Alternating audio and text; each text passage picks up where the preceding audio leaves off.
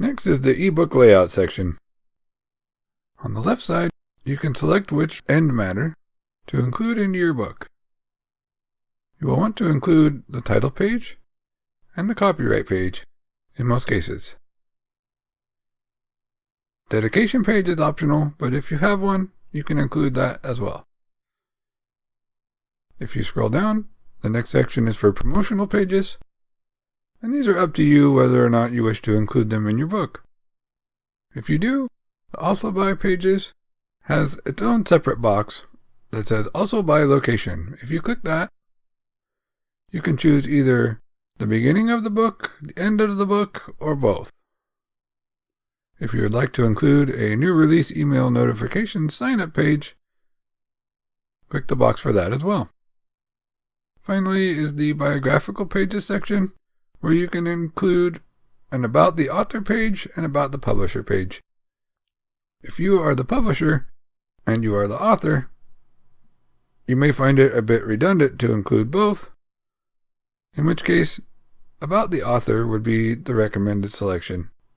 If you select About the Author, you will see another menu that you can click and choose which author profiles you want to use.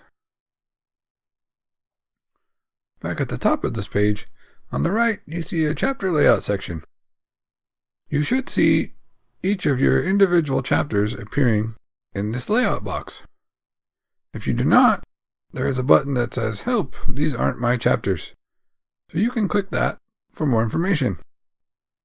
Draft2Digital will go over your manuscript file once again, and then it will give you various options to select from. If you were following along with this course, you will recognize the Header 1 option listed here. As you can see, their default option did not find every chapter, but under the Header 1 option, they are all shown properly.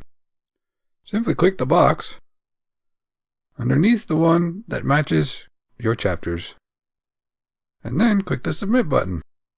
After Draft2Digital has finished processing, you should see all your chapters in the chapter layout section. With that, this section is finished, so scroll to the bottom of the page and choose Save and Continue.